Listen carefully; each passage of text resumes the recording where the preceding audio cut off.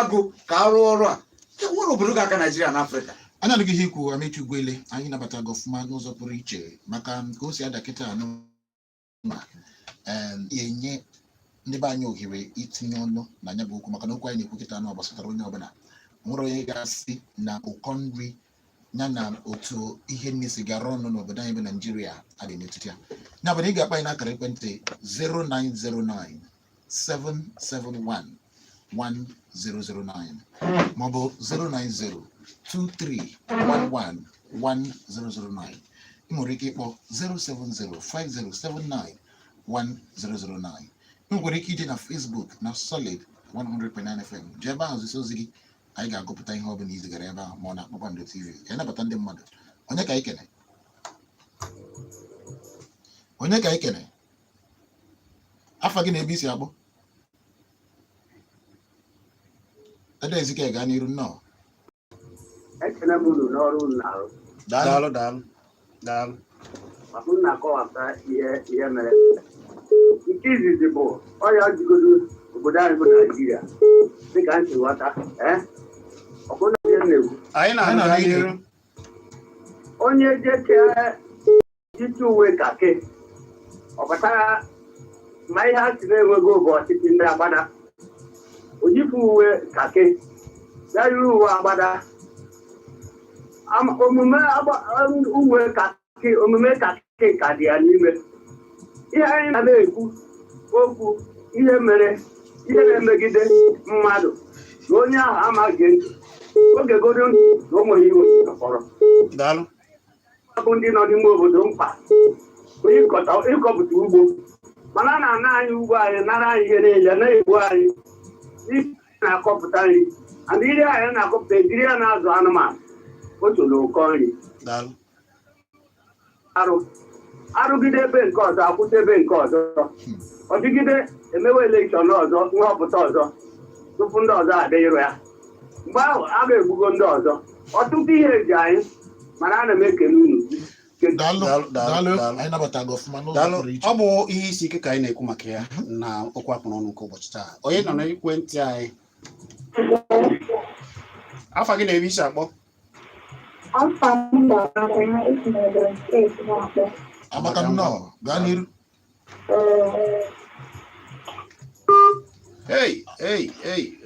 Ewutena gị iwe onye kpọrọ anyị Amaka.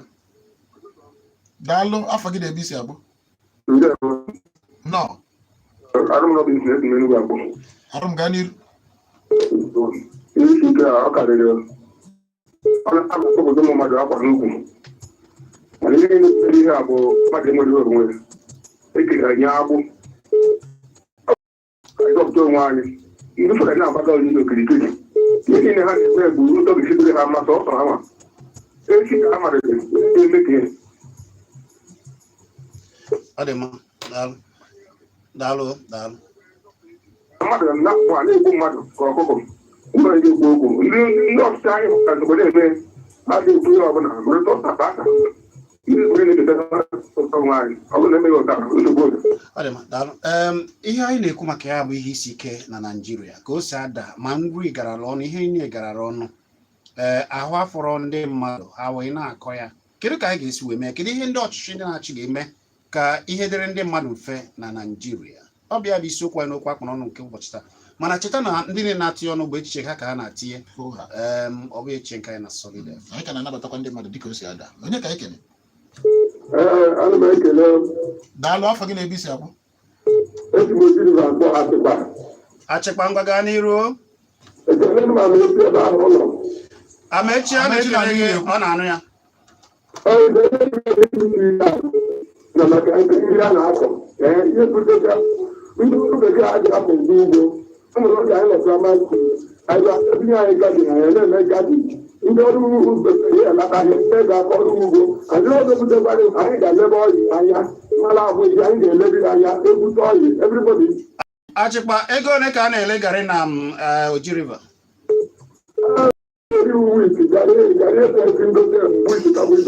Ewunu nnukwu mmadụ.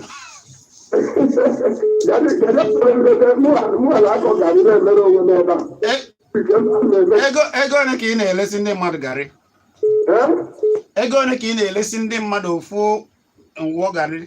Ihe na-ere onye ga na-akpọ tomato nke ọzọ a na-akpọ ya bụ iko tomato ka ị na-ekwu? mgbe o nwere iko tomato hapụ iko tomato emetọ Hey, nke bụ afọ penta a na-ere 600 na-erekwa 1000 nke penta. ya bụ na iko penti a ga-eruzi 1002 onye akụ ekwu iko penta bụ 1000 na o jiri vụkwa. Daalụ atịkwa anyị kere gị afọ gị na-ebi isi akpọ daalụ nwanne, ndị afa gị na-ebi iche akpọ sọma gaa n'iru. Sọmadị na ego ole ka yarị?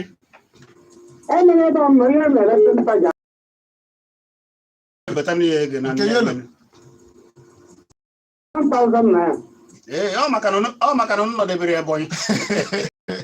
eziokwu ha na-akọchikwa ọrụ ugbo nke ebe ndị bi na-emena na-aya bụ ndị Fulani a na-akpụ nama ọya ka anyị ga-esi eme ọ bụ na gọọmenti achọghị dị mma ibere international airport ife a na-abụrụsị mmadụ ọya butekwezi ndị isi ike ahụ a na-agbochite iyekwa na ewu ụlọ ọrụ dị iche iche na-akọ n'ugwu ndị Awụsa na-eme na anabaya ma tomato ma chidi. ngwa daalụ ka ndị ọzọ si ọnụ. anyị anụghị ihe kwụsị mmadụ na anyị nabata gị ọfụma 0909 7792311 anyị ka nabata ndị mmadụ. Afa gị?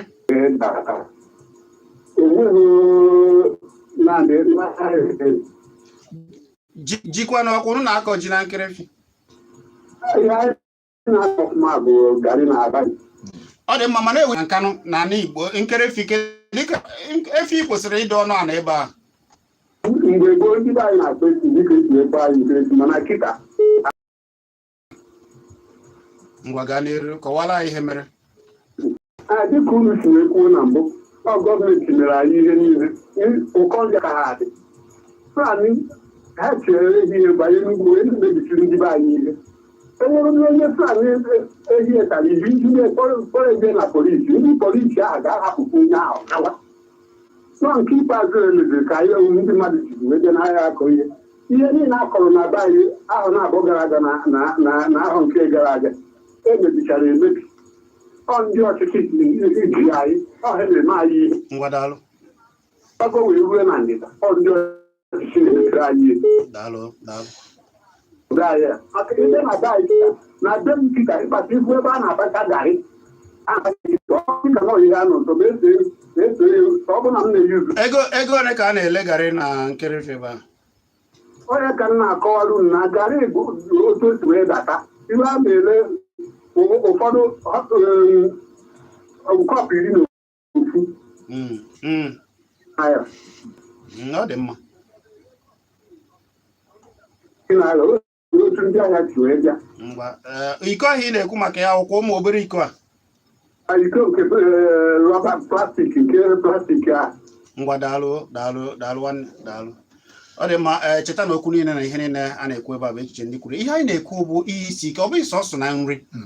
Isi ike dịara ndị ọrụ aka, ihe isi ike dịara ndị ọrụ bekee ka ihe cha ada n'afịa. Ụfọdụ n'ime ha agwaghị ude ego a na-akwụ ha n'ọnwa, ibe akwa. Ịma na ihe a niile na-agba okirikiri. Abịa n'ime ya ego eji azụ mmanụ eji akwụ ụgbọala na-agagharị njem, ọ atịnyela ya ego. Ụfọdụ uwe ebe ị ga-eje ibete ya ego, ụfọdụ eje atị ya ka ha si zụọ ka ha si ele. Ndị ọrụ aka ụfọdụ ọkụ ha ji agba ihe ọkụ nakwa ihe ha na-egotagasị na-agala ọnụ. Ngwenezienụ nke bụzi ihe na-ebu alịlị nke ukwuu. Ụfọdụ jee njem ebe ha na-eje njem iji bubata ihe niile. Egwu ndị ntọrị, nchekwa, egwu dị iche iche na-aga n'obodo a na-emezi na ụfọdụ na-apụzi na-eje ebe tere aka. Onye pụgodo apụ onwe ka Chukwu si meri amara ọ gaa n'udo. O nwezi mgbe ọ ga-agbakwunye ego, ọ gbakwunye ma ego. Ma ego niile na nsogbu niile o wetara. Ego nsogbu niile o nwetara ụzọ. Ihe a niile bụ ihe ize ndụ. Ihe a niile bụ ihe dakwasịrị na-achọzi ịdagbu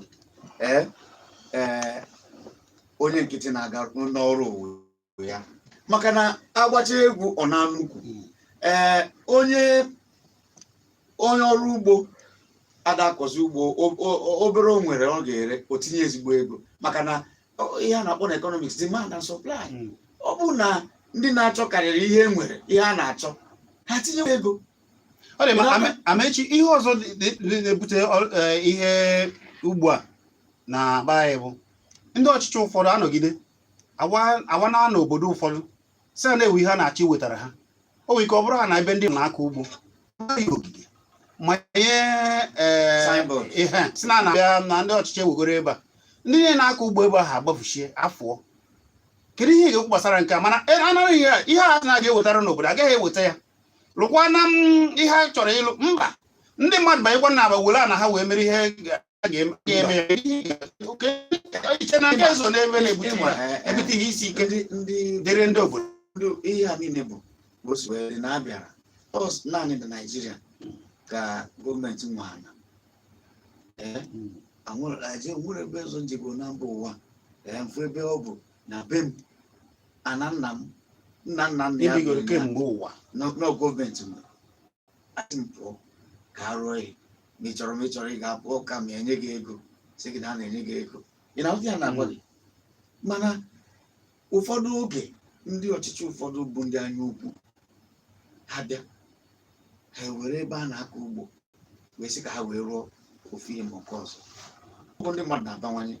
Ọ eziokwu na ụlọ dịka ịchọ etu esi wee na-achọ ụlọ obibi na-abawanye maka na ọnụọgụ na-abawanye, mana tupu iwepụ ana eji aka ugbo wee mee ihe ọzọ ị ga-echeki ihe ahụ ị ga-eji ya wee mee onye maka ịkọta nri mkpa.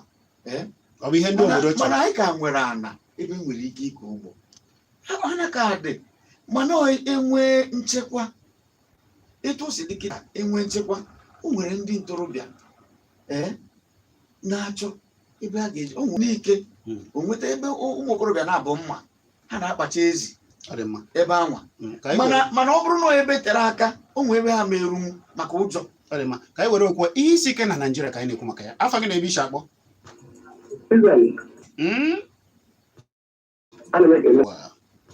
ka m nwere eziokwu ọ bụrụ na ihe ha na-eri eri ihe nsogbu ihe n'ahịa ọpụta anya mmiri gbara m mana ya dịba ọ na-abụ afọ mmadụ a na-ajụgide ebe onye ahụ siri afụta ọrụ mmadụ a na-ajụgide ebe onye ahụ siri nne gịnị na ichere n'aka onye dara chukwu ụta maka na kedu ka ọ ga-esi bụ na a ga na-ata afọ ebe a na-akọ ihe anyị ndị be ebe na-akọ iwere ọgụ na-akọ eju ntụrọtụ were akọ ịkọcha ya ihe mebisia ya a na-ajụgide ebe ihe chere ayala anyị ahụ ma na-amacha onye ọbụla gba nkịtị anyị bụ ihe na-eme anyị chere n'aka onye atara chukwu ụta. Ndị na-achị achị ha bụdata traktọ eji akọ ihe ọkụ na mmiri bụ ndụ azụ eji ka mmiri si bụrụ ndụ mmadụ mana na-echekwa mmadụ isi ka na-echekwa ogoloko ndị nwere nnukwu ego onwe ihe na-adịgide n'ụwa kama na ana m ekele chukwu ihe nyere onye ọbụla ma mụ ma onye ọbụla okwu nwere ya hapụ ihe na-anaba afịa zụọ na ọgbet akpọ anyị ekele gị nwanne biko afọ gị na-ebicha akpọ eji ọfọ ngwa gaa n'iru. ọkpa ịkọcha isi ata mana mmadụ igwu isi a na-ata ebe ahụ atụkwanụ ka atụkwasị ndị si asịsị atụna ha na ahụ ụmụnne ha ma ọkalite egwu egwu na ụmụnne ha ka egwu nlekọta anyị ebe a onweghị ihe a na-eju na-atụ n'oge atọ 2023 mana aka akpọ n'ụdịrọt na ụdịrọt ya ka mmadụ ma bụ mmiri ha ka ha nwee ike imetụla anyị nwa asịsị ileta anya hapụ n'oge 2023 ọdụrụ anụ gị ileta anya ọrụzi ụjọ ahụ ihe ụfọdụ ha na-ekwechi ime ha amaghị ihe anyị adịghị n'ikwu daalụ anyị nabatara ọfụma anyị ga-eji ya na-apịachi nya bụ ọnọkọ maka kamera anaghị agasịrị ma na gọọmenti ekwutekwureta a na-ekegarị foto n'ugbo niile eteja foto sabụrụ ezi onye dara mmadụ 1 by 1 by 1 ga-aza ọgụ n'ime bishọp ya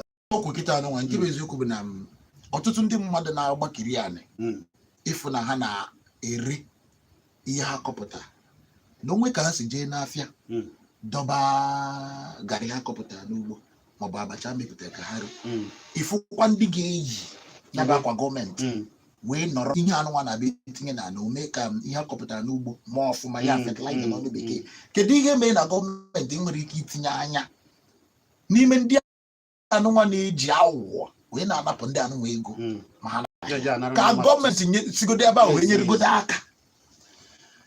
Afa gị na-eme isi akpọ anyị ekene gị nwanne Maazị Maduka ngwa bee ya nkenke. Eri mgbe ndị Afikpo chụpụtara ndị Hausa na Nama ha n'Afikpo jukwuzie ite anụ nama ihe a kọrọ n'ugbo adịgokwa mma ọ ka na-apụtazikwe n'igwe ka poteto na ede. Ego ole ka a na-ele ji na ebe isi n'Afikpo? Ego ole bụ ji n'Afikpo? Ji orubere mgbe a na-egbupụta ji mana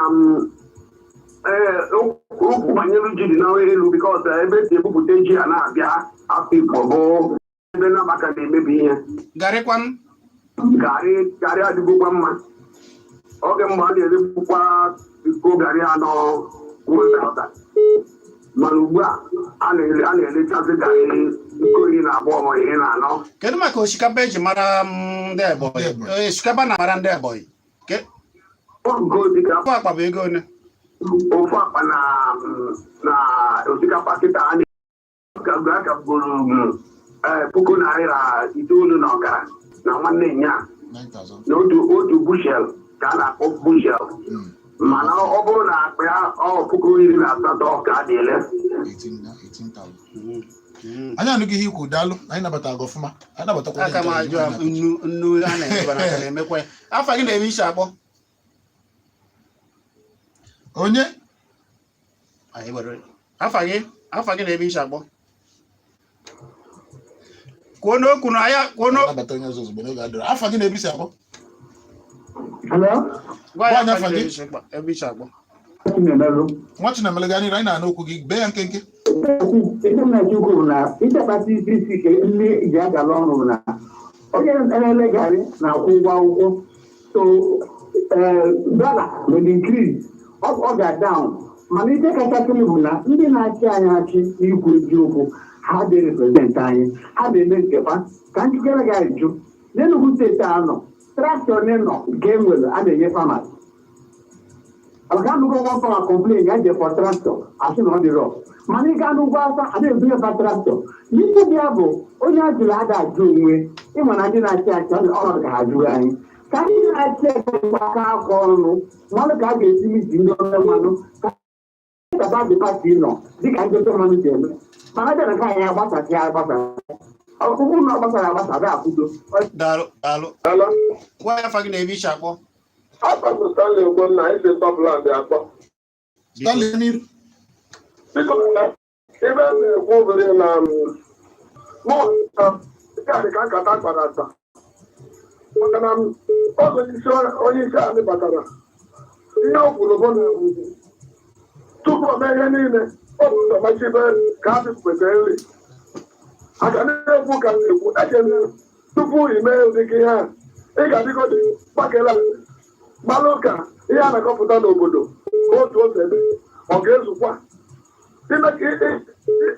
ime ka na mekeshọn ihe niile n'ụlọ isi oke ebe ọ bụ na nke anyị na-akọta dị ebe anyị ga-eju anyị afọ ka anyị mechie nke esi abata mana omeghọ ya o bụrụ ụzọ mechie nke esi abata maka na-ekwu Daalụ. ihe kpatara na anyị enweghị ndị adịghọ n'obodo. Daalụ Stanley, daalụ. Amechi pịachizie n'oge na-asịza anyị kwara. Na mpịachi ihe m nwere ike ikwu bụ na obodo anyị bụ Naịjirịa. Chizzy, obodo anyị bụ Naịjirịa. Chineke mere ya na etu na onwe ezigbo onyinye. Ka anyị fụ ka anyị ga-esi wee na-eme ka anyị biri n'udo, ka anyị fụ ka anyị ga-esi wee na-eme ka onyinye Chineke nyere anyị ruo onye ọbụla aka, ka anyị fụ ka anyị ga-esi wee na-eme ndị na-achị achị ka ha bụrụ ndị ha na-achị n'obi, ka ndị a na-achịkwa ndị ekpere ndị na-achị anyị ekpere na n'ịhụnanya adịrọzi ebu na ndị emerozi ihe ndị kwesịrị ime.